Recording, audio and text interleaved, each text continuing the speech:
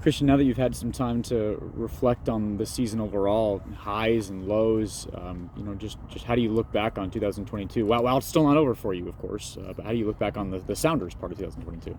Yeah, I think from all of us, I think everybody will say it was a frustrating year because we had so much going for us, just in terms of what we thought was, the quality in our roster and winning Champions League pretty early on. So I think overall it was a frustrating year. Not being able to compete for multiple trophies. We set high standards here at the club, and that's always our goal. But in the end, winning Champions League is a big deal, and I think most teams would be pretty content with winning Champions League and not making the playoffs. But here, I think we're a little bit frustrated. So does winning Champions League for you, is it overshadowed by not making the playoffs, or the other way around? That's a good question. I think the streak that we had was special because it's what our club embodies, right? Is that always competing for trophies. But I think winning Champions League is obviously something that no one has achieved here in the MLS. So I think we're really happy with that. And I think look, it's a difficult question. It's something that I actually haven't thought about, but I like that. For you personally, obviously you dealt with the injury here of late, but for 2022, for you personally, again, knowing that it's not over yet, but how did that go for you? I think it started off really well. I felt really in really good shape coming into the season. Felt like I was playing really well, and then I think after that Toronto game, that Nashville game where we had 3 games in a week, me getting injured during that time, I think that kind of spiraled into a downhill effect, and it became a difficult year. But I'm getting back, and I feel back, to myself, and I think that's important. Going into potentially making a World Cup squad, and then competing for a Club World Cup. What does the off season look like from here? Are you walk us through the next couple months, the next month or so?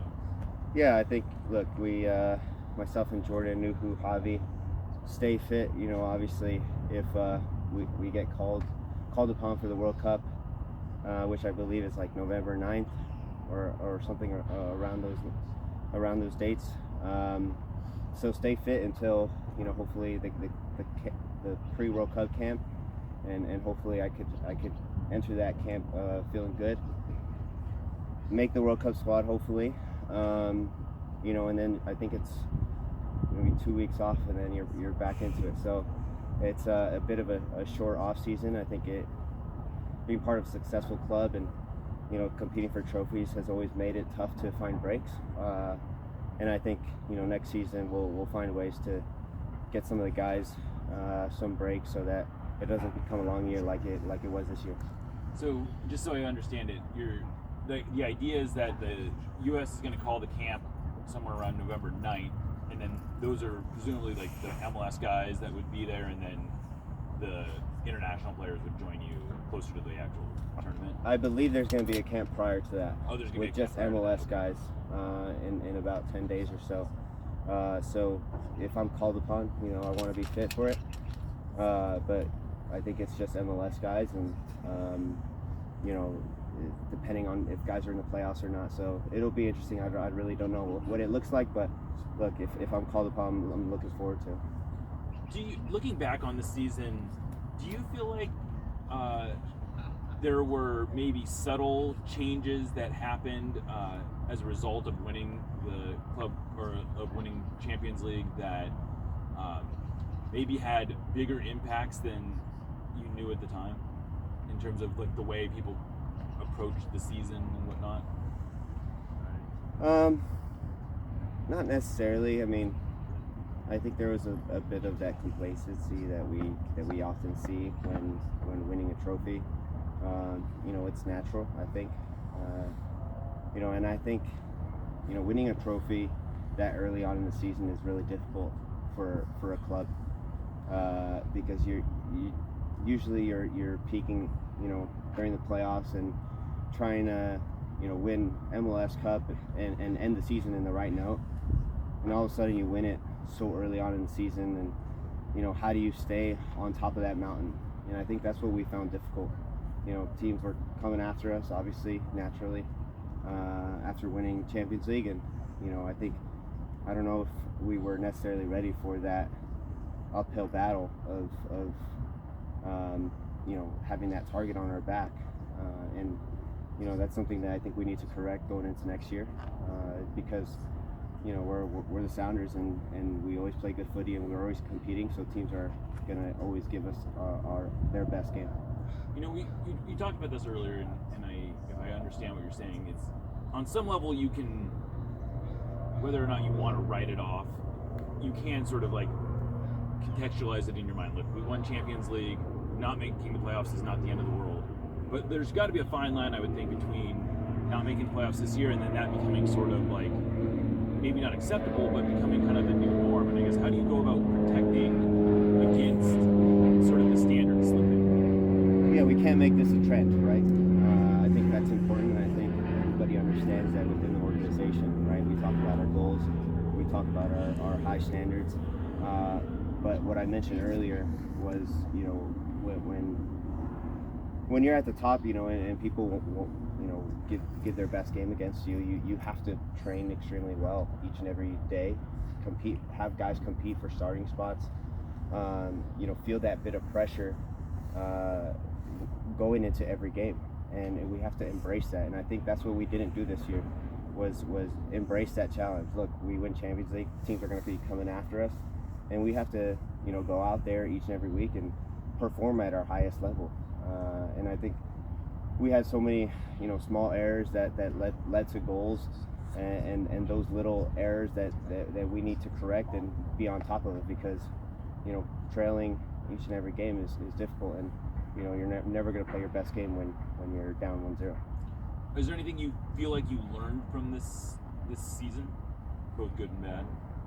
I think from an individual standpoint, I learned a lot. Just this was really my first injury, and it's dark at times. This is what you love to do, and you want to be out here training with the guys that you love. So in that aspect, I think appreciating the everyday hustle that the profession brings. And then from a team standpoint, I feel like I think I need to take a bigger step into a leadership role, and make sure that this stuff doesn't happen again, and I think that would be my goal going into next year. Going back to the national team stuff, this might be minutia, but we always use the phrase "called up."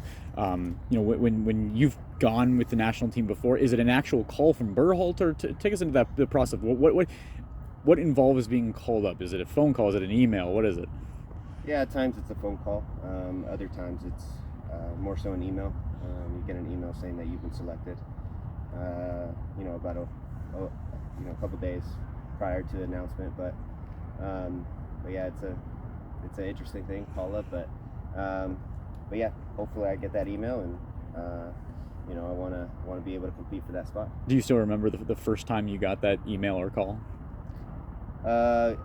Yeah, actually, it was for Gold Cup, and I think I got a call from Bruce as well, talking about that, and that was a great experience for me. And I think we have a lot of veteran guys on that roster, so seeing guys like Tim Howard, and I think Clint replaced some of the guys, Nagby, Michael Bradley, so I think that was one of my favorite moments for sure of my career. And because you have had so many experiences, have you kind of learned if there's any way to tell what kind of the coaching staff is inkling towards? Do you have any feeling at all looking a month away? No. I mean, look, all what you could do is control what you can control. Look, we're not playing games, so if I can show up fit and do my part and make their decision more difficult, that I'm doing something right. So hopefully I can do that and show that I'm sharp enough to make the squad. But you know, it's always a toss up. I think from my position, you know, just you know, trying to be the best you know, player that they want me to be, really. In the meantime, are you watching MLS playoff games? Absolutely, yeah. I'm Enjoying it? You know, I took a couple days off to got away for a bit, and then you know, saw the playoff madness that you know, happens every year.